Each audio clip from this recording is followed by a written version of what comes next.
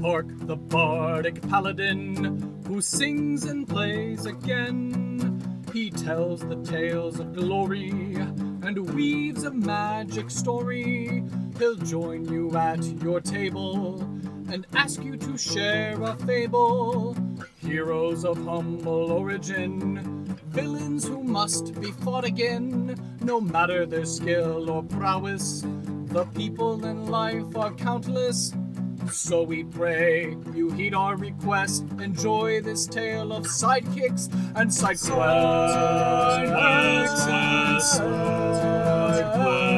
And side quests.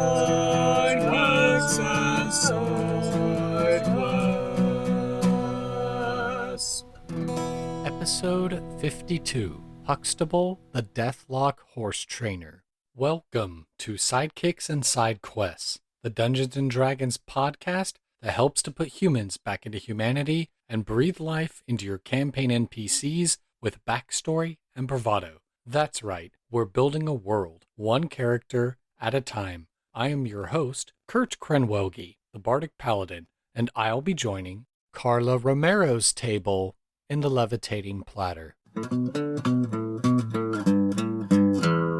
Hello, everyone, and welcome to another exciting episode this week of Sidekicks and Side Quests, the best and grandest and most coolest unofficial D&D podcast, in my humbly biased opinion. I'm joined by another fabulous guest this week, so without much further ado, I'm going to turn the mic over and ask if my lovely guest would go ahead and introduce yourself and tell us what it is that you do. All right. Hi, guys. So my name is Karla Romero, and I am a certified personal trainer with Camp Gladiator. But my previous life, I was a fellow music major. And so that's why my handle, I guess, for social media is Bardfell Inspiration. Because I also do love tabletop role-playing and whatnot. So, yes. Awesome. And then, and we can talk about where we met and whatnot. But that's me. I'm a certified personal trainer. That started this year, full time. So yeah, I'm excited. Yeah, like it's been a wild ride, 2020. Yes, this year has definitely brought all kinds of changes and surprises to us all. And certainly, like you were alluding to earlier, we both know each other from our college careers when we were both music majors in the far mythical land of West Texas, you to the north and me to the south. But our schools were aligned and there was an alliance, and I made a journey to the north and we met at a party, I believe it was. So I think so. Yeah, stayed in touch, became friends, and obviously we are in the same nerd circles, so it was only natural to invite you here to the show and, get to do something fun and creative together. Yes, absolutely. I need it with all of this situation. Right. After quarantine and everything. And it's funny because I am an introvert, but, at some point, just like, where are my nerds at? Exactly. So, yeah. Yes. I'm excited. Awesome. Well, do you currently, or have you ever played Dungeons & Dragons? I am, yes. So we're currently still trying to get through my Pathfinder campaign. Not mine, but apparently it is mine because there was a mistake or something where I had mentioned to my local board game shop that, hey, I'd love to do a homebrew DM for a Pathfinder, like Rise of the Runelords, as kind of like a low-key family therapy thing. Mm-hmm. And then they got the order wrong, and they're like, hey, your campaign for like the Silver Raven path on Pathfinder came in. It's 6 books. I was like, yeah, that's not my order. And then apparently word got out to my community and they're like, hey, when are you running this campaign? I was like, I'm totally not. So we're in book 5 of them. So yeah, long story short, I guess they're now my books. And we've been it's been like a 3-year-long campaign. It's been the longest campaign, but yes, I've done D&D 5e, I've done D&D 4e. That was interesting. And then I've witnessed some World of Darkness, and I've tried to make my bard character, Brenya, come to life for the past, 4 attempts at Pathfinder while we were in college. Mm-hmm. But it's really difficult during the end of classes, and, surprisingly, it's better now. Yeah, so I do have, I guess at least like 10 years now experience with tabletop, but this is the furthest my level my character has been, and she's currently a bard and a shadow dancer. So It's yeah, pretty I'm cool. excited for her. Yeah, so we're doing that, but our next session is in a few weeks, and we've been meeting up, and I'm really looking forward to everyone feeling comfortable and meeting in person again, so we can do feast, like, and make this whole tavern levitating platter thing happen at my house. Right. Yes. Well, with a long and storied history in Dungeons and Dragons, Pathfinder, tabletop, and video games in general, we like to Video ask games, on the yep. show, do you happen to have a favorite NPC, whether they're from tabletop or video game, film, literature, etc., and why are they your favorite sidekick or NPC? Yeah, okay, so this is funny. Belethor from Skyrim, the video game. Okay.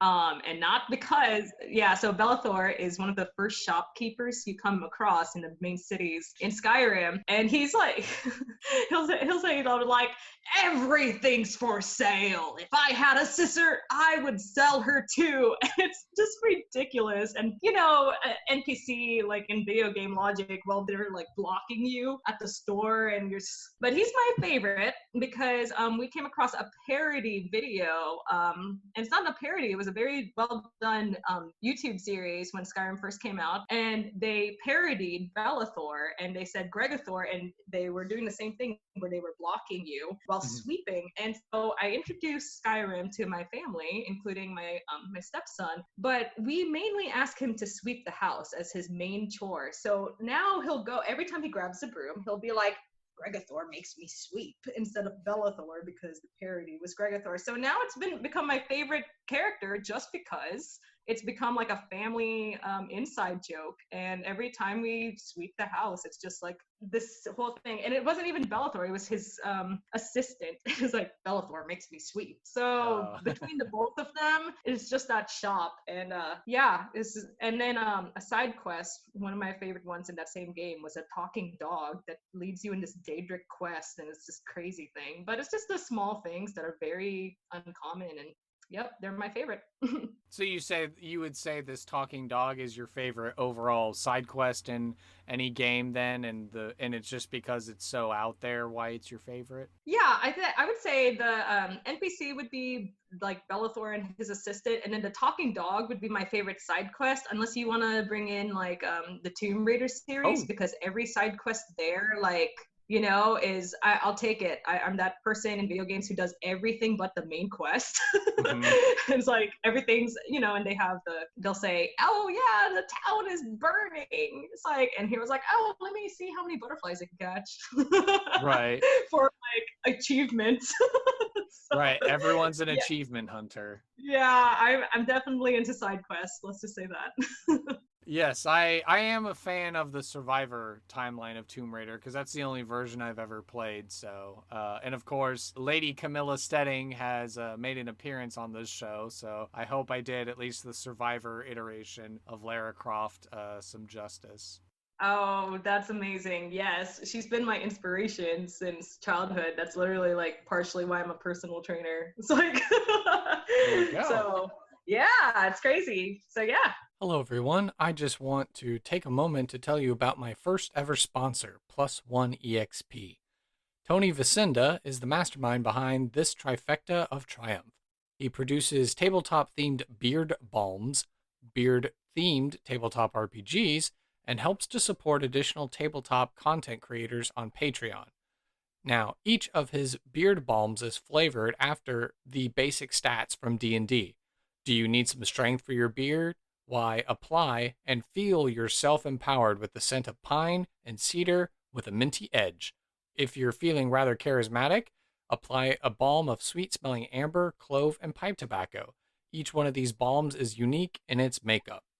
And of course, don't forget, Tony developed a whole RPG that allows you to harness your facial ferocity and hair-raising adventures. You can snag a copy of that game as well as a style stencil, enamel pin, or a map of the Whiskerverse.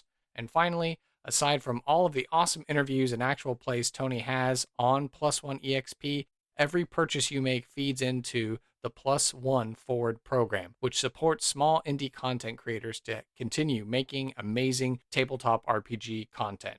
So head on over to plusoneexp.com. That's plus one spelled out, and exp.com in order to shop for these balms and games and more. And when you go to check out, use my affiliate code Randolph to save some coin on your purchase and to help support Sidekicks and Side Quests. How else do you think our tavern keeper at the Levitating Platter is going to keep his silver beard so awesome? Once again, the code is Randolph, like how it's spelled on episode 2 and his write-up, in order to save on your order and help support the show. So thank you so much, and now back to the podcast. Well, it sounds like then that leads into our last question here of the personal interview section. What are you passionate about and why? Okay, I'm passionate about a lot of things. First off, being unapologetically yourself, because I feel like, if more people were themselves and their top shape, not only like physical shape, but, mentally and whatnot, then we'd get the best version of a unique soul for everyone to really experience. But yeah, that does tie into things that I'm very passionate about, holistic health in general, and that stems from my childhood. I had too much energy and I'd get put in timeout in Catholic school. Like I was that person who they put like, oh, you need to be in a special class because you're just a total disruption. And, back then we didn't have money to put me in dance or gymnastics or anything, but I kept watching. We didn't have cable. And yeah, but I was just really into, once I got those active outlets, I was like, this is wonderful. But I'm definitely into basically trying to allow people. I'm passionate about trying to get people to a point where they're comfortable in their own skin, and that can be anything. Physically, trying to get them to, as I say, like cosplay confident. I love cosplaying. I love Renaissance Festival role playing, and it's funny because I want people to be comfortable in their own skin, but I also want them to, some people don't feel comfortable role playing because they feel like there's some kind of shame behind it, like, or shame being a nerd or anything like that. And I just, the things that we're passionate about are an extension of what our core values are. So those are things I'm passionate about right there, is getting people to their healthiest selves, mentally, physically, emotionally. So awesome. Well, I think, listeners, you've heard all the things that make my guest wonderful, and I think it's only fitting now that we head into some NPC creation.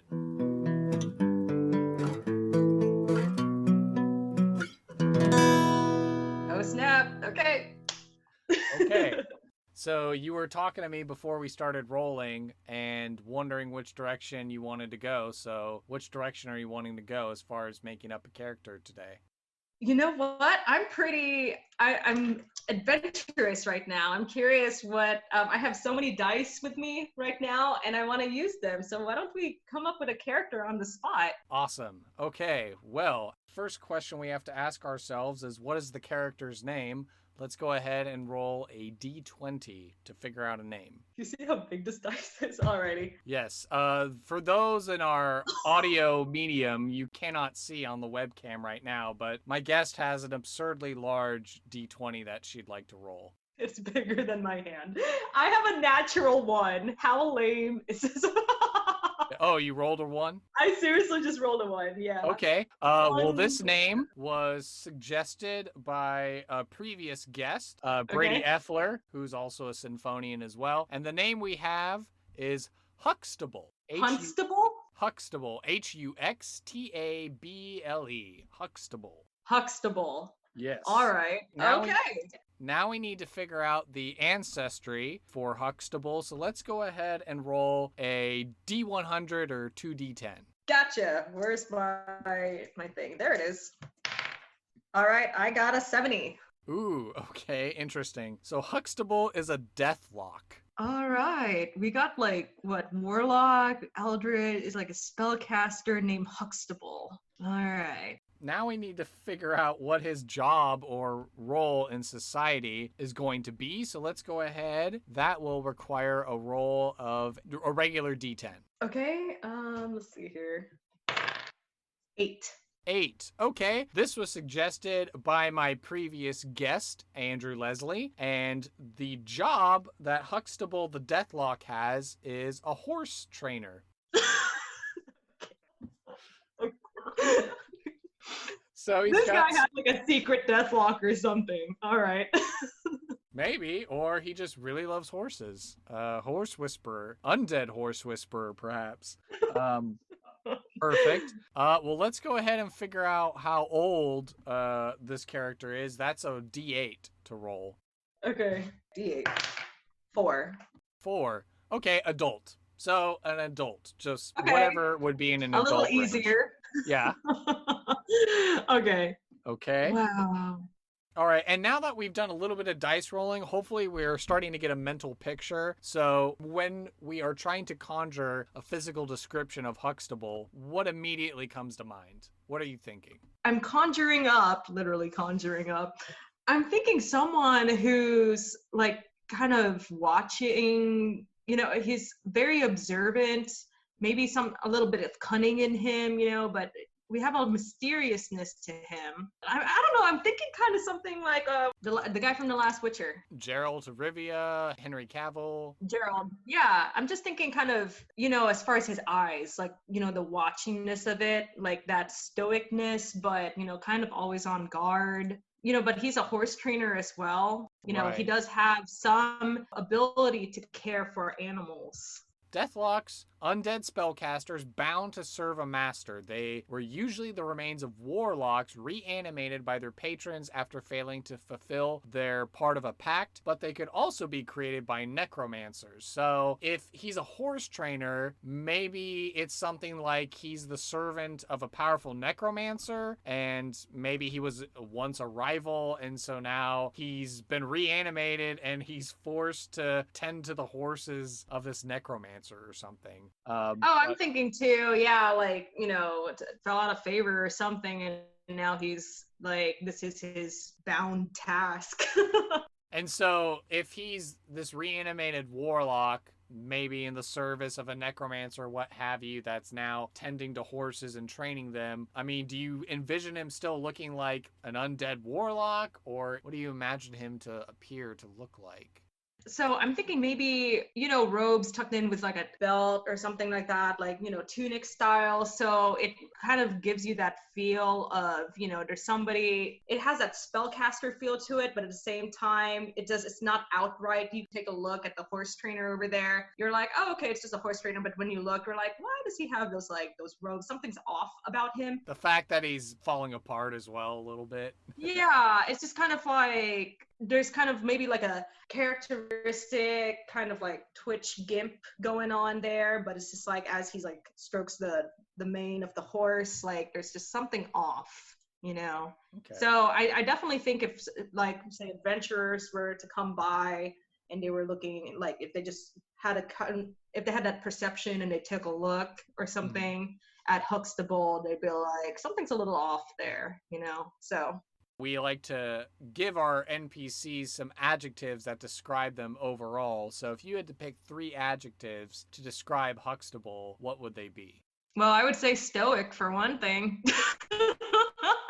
I think that's mysterious, obviously, that really kind of comes to mind. And then a cunningness to him. Okay, so we have stoic, mysterious, and then we have cunning as well.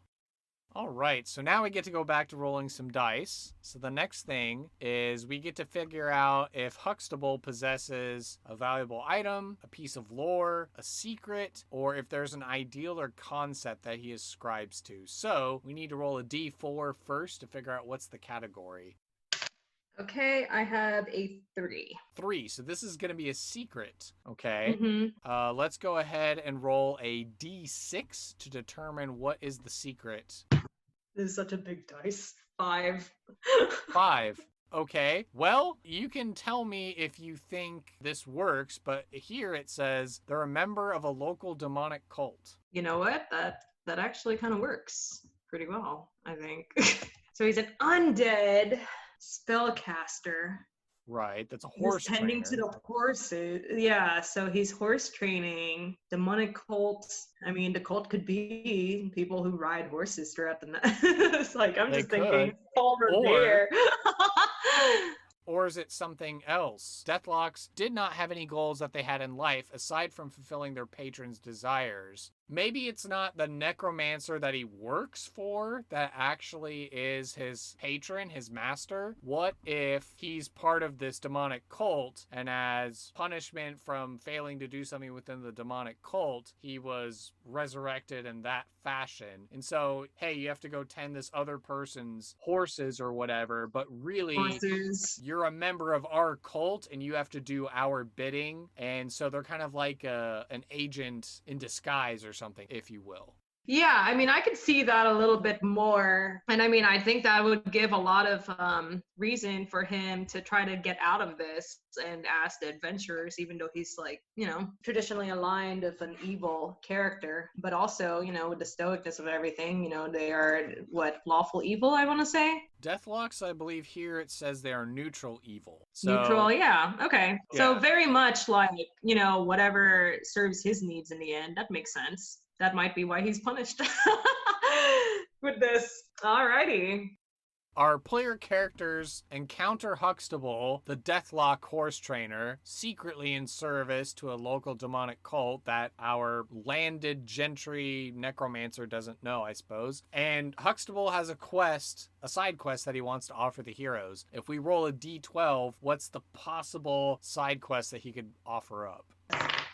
I have a 12. 12. Okay. You tell me if you think this sounds good. It is a side quest to investigate the abandoned lodge. All right. So if we're investigating the abandoned lodge, I mean, we would have to have a reason to investigate it. As like, is that where he would plan to? They would have a demonic cult meeting. Is that right?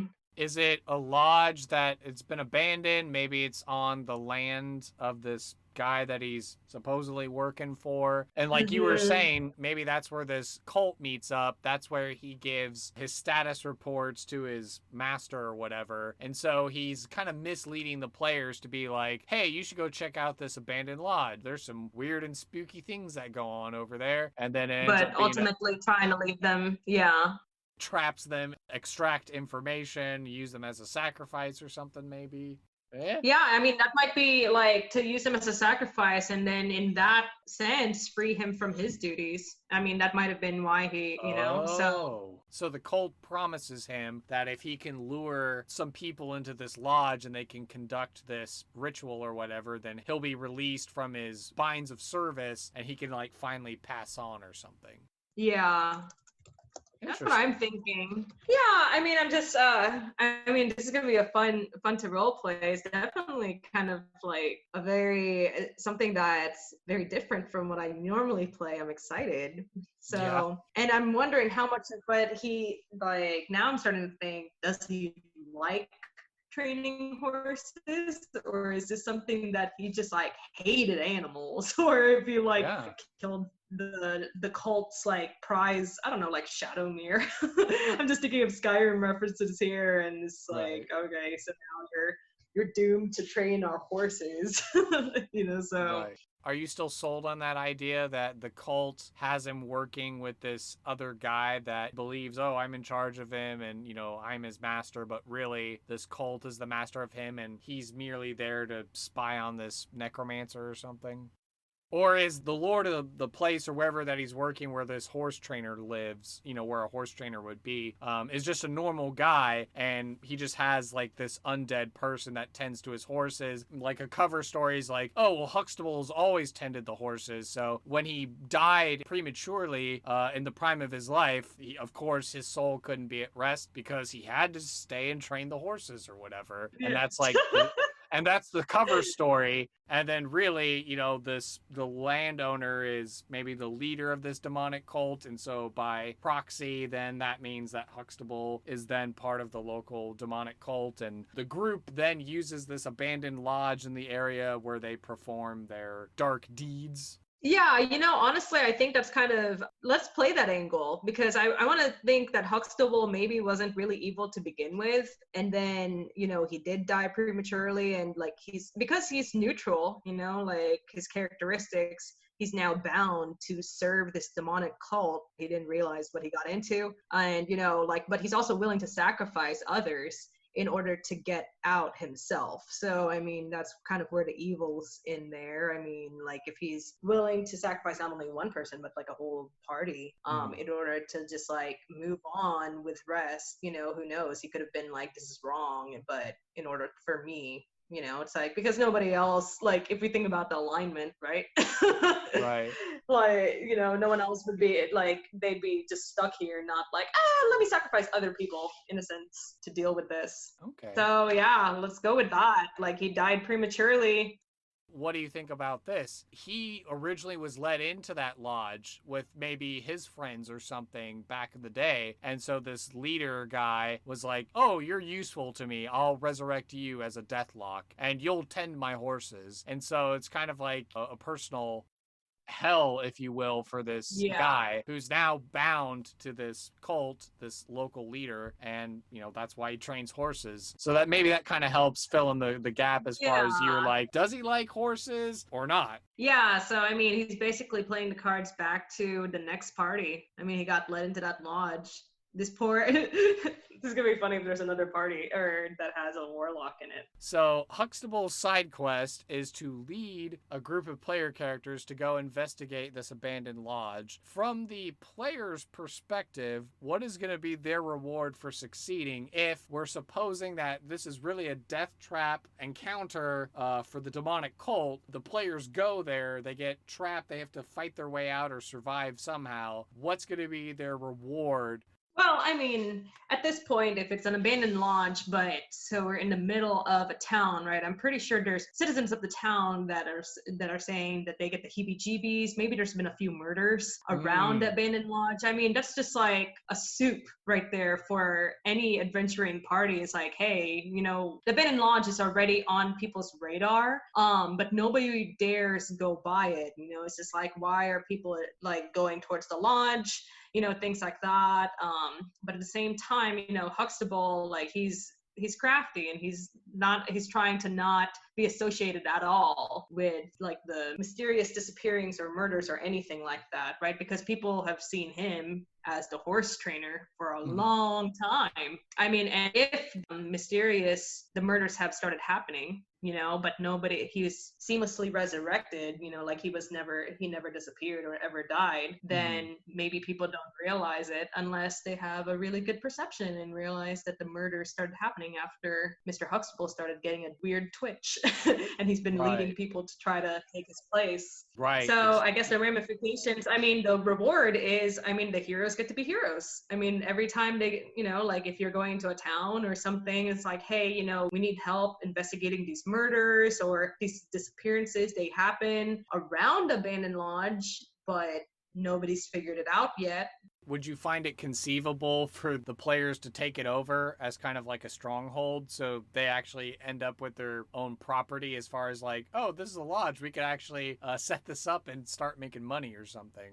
Oh, for sure. I mean, we could talk about how back in the day, like, and even Huxtable can take it a secret and be like, hey, you know, it's like, because, you know, for his own neutral vendetta, it's like, well, you know, he could play coy and it's like, hey, there's people who are investigating. I mean, the fun part is he could be always that person, that lead contact who's telling people about the information about the Min Lodge, not knowing that he's the person who's leading them there willingly, but telling them like, hey, you know, I've always been the horse trainer here, but the Abandoned Lodge is like back in its prime, it had all of these places, you know, to meet, greet, things like that, and it's just like, it's a pity that she's fallen apart and you know, all of this cursed and things like that. But yeah, that might be the fun part of it. It's like, but if it's looking for, especially for a party like maybe a band of rogues or people like a party that got outcast recently, it could be a great hiding place for them, but they got to take it over first and investigate it.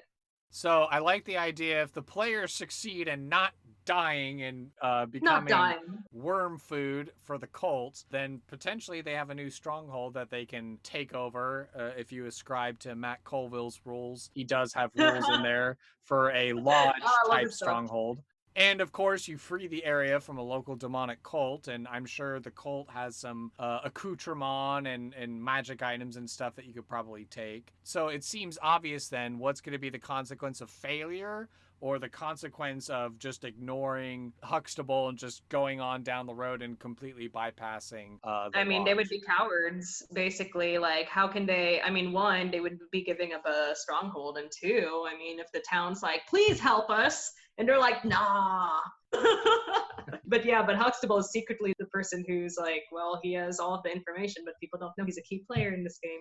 So probably, the town continues to endure more disappearances and a string of murders over the years. And Yeah. just, the creepiness of it just continues to grow. Its legend, the urban myth of it, if you will. Yeah, but I will say, like, Huxtable's stronghold in this, I mean, if he's a horse trainer, like, let's pretend that this town's main economic source is, like, horses and breeding them, training them, and things like that, because okay. why else would they get rid of Huxtable? I mean, if he's doing a dang good job, then Right. hopefully Okay. nobody suspects him. So, yeah, Right. let's roll with that. Just want to take a moment to recognize another sponsor of the show, Reaper Miniatures. They have been Texas Titans of the tabletop industry since 1994. They're right here in my backyard, and they have an amazing warehouse and game store. They make everything from paints to gaming accessories. Stream on Twitch with tutorials and interviews, and host the ReaperCon, this year back in person from September 2nd to 5th, 2021 in Denton, Texas. Whatever system you're running, whatever game you're playing, Reaper has a miniature that has you covered.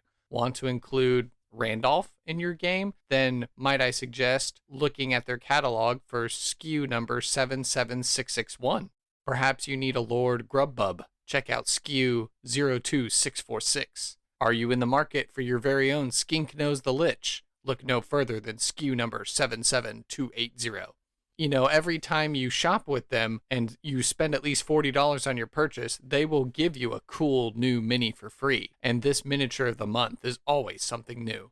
And if you're wondering how you can enjoy the benefits from my sponsor, if you visit my website, you can find a link for our sponsorship and use my referral code link when you shop to help support Sidekicks and SideQuests and get you some savings. By clicking that link on my website, it helps to track the traffic that our show directs towards Reaper Miniatures. The more traffic, the more that our Texas powers will be able to combine. So again, go check the link out on my website in order to use my special referral code, and be sure to follow Reaper Miniatures on Facebook, Twitter, Instagram, Twitch, and YouTube. And be sure to sign up for ReaperCon 2021 and tell them that Sidekicks and SideQuests sent you. So thank you very much to this sponsor, and back to the podcast. So let's go ahead and make a random encounter.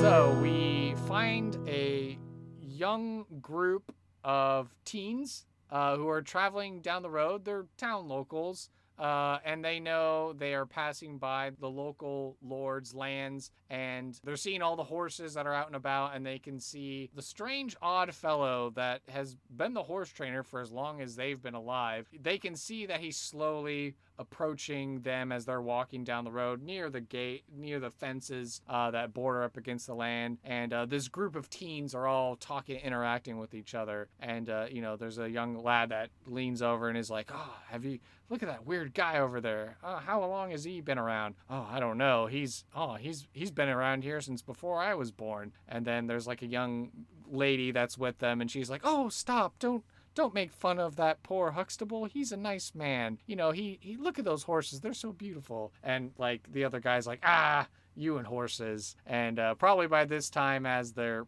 bickering and conversating has finished up, Huxtable approaches the fence. Well, if you guys are going to keep talking about me, might as well ask me to my face.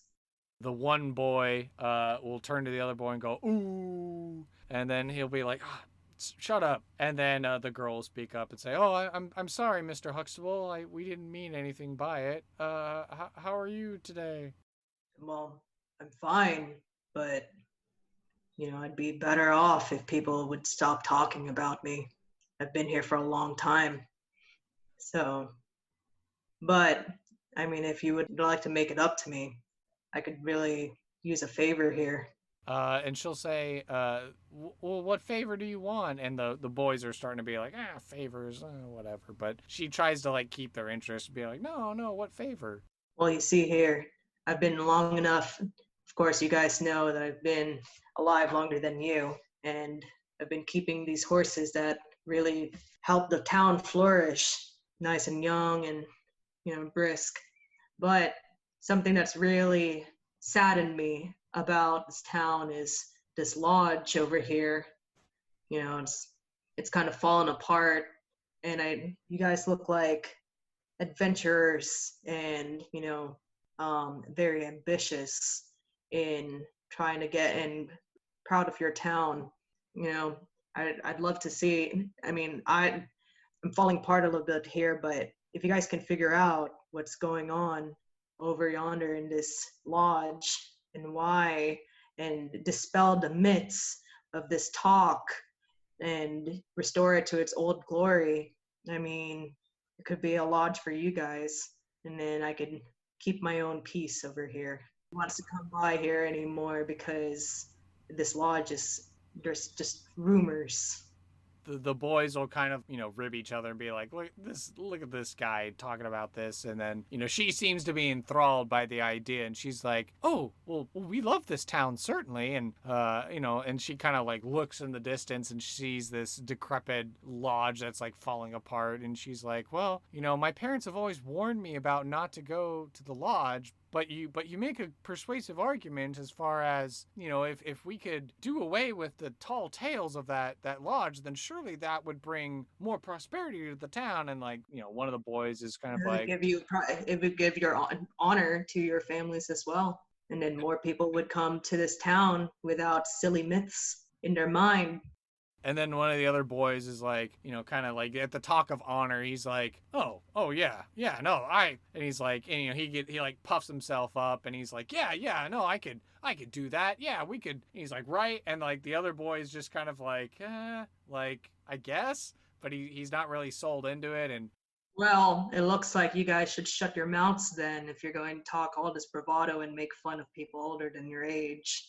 I'll be over here whenever you'd like to talk about more serious things and actually finding glory. And then that other boy who was like, that was enough to like make him mad. And so then he'll just be like, fine, I'll show you and I'll show everyone in this town. And he just like takes off, somehow convinced by this horse trainer. And then like the others are starting to run after him like, wait, come back. You need us, don't go. Then the camera would pan back over to Huxtable to see his reaction as they all take off towards the lodge. Yeah, it'd be like a mixture, a mixture of, oh, I used to be an adventurer like you. I'm kidding. But it's also like, this plan might work. So I think it'd be almost a mixture of like overall a deadpan neutral face, because it's like he's trying not to smirk, because there's also some kind of sadden, like a bittersweetness, knowing that what he's doing truly, but also kind of like a smirk because he was also very annoyed with these punks. Like making fun of him. This is like, it was like, I really hope that wasn't me and my party back then, but this is the curse I have now.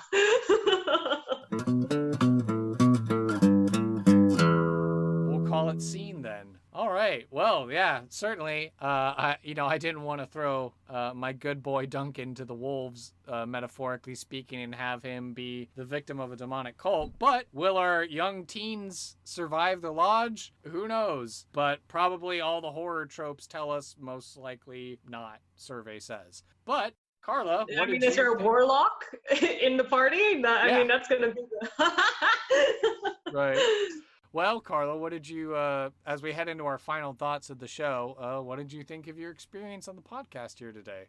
Well, I thought it was really fun because I was like, well, let's see. I took theater back in middle school, and I remember it was so much anxiety to do any kind of improv, which is hilarious because now, being role players like us. But yeah, I was thinking, yeah, I could definitely like come up with something on the fly. I was like, whoa, this is out of left field. This is, okay, let's figure a thing out.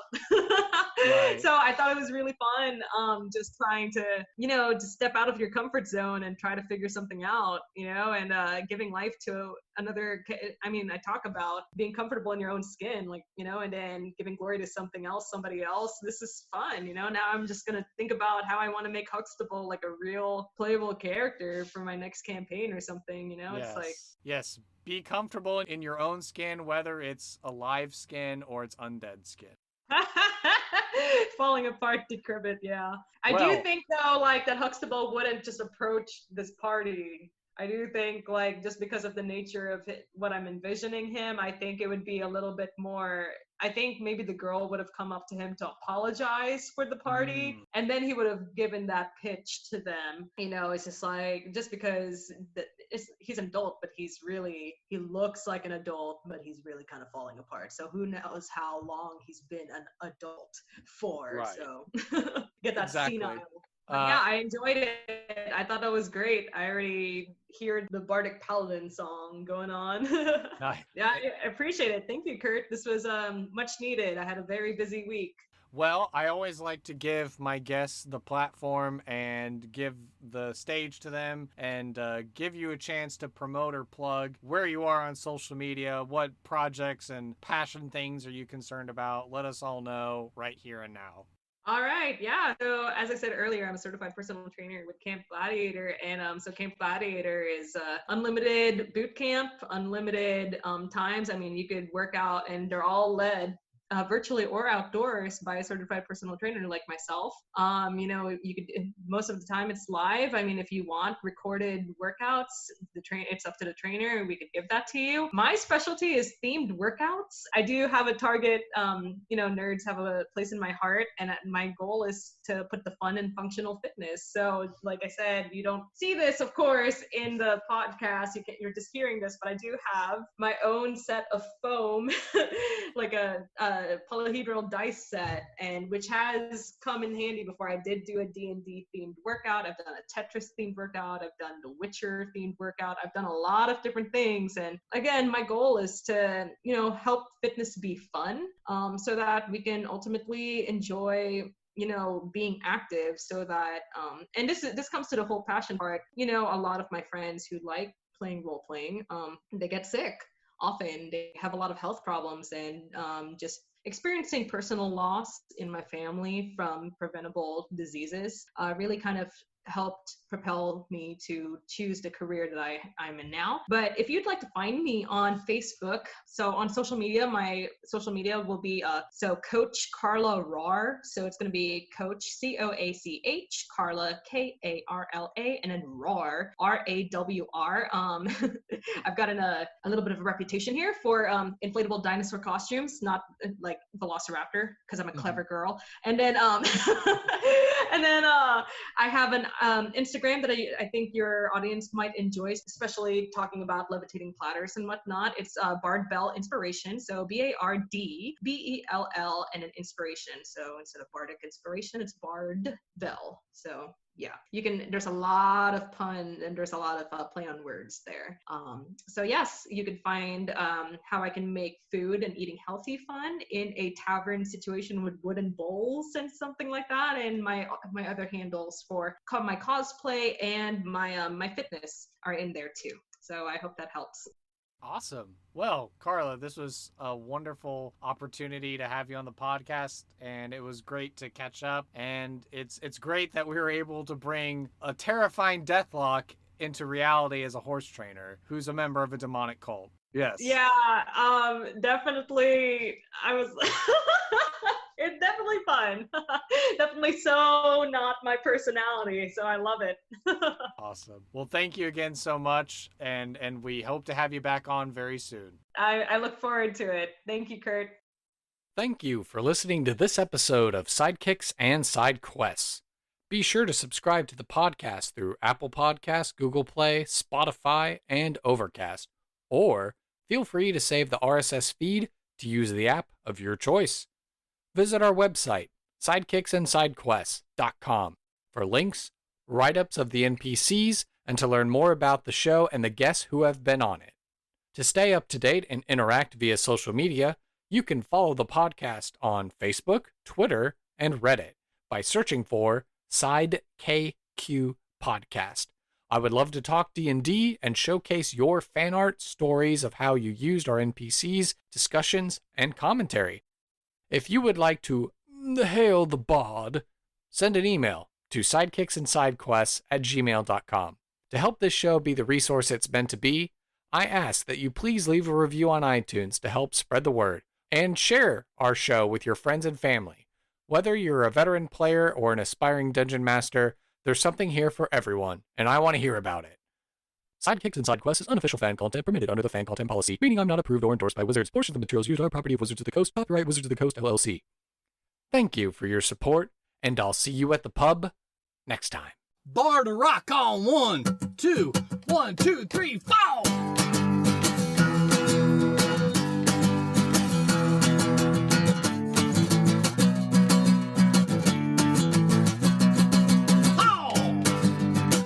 Sidekicks and Sidequests.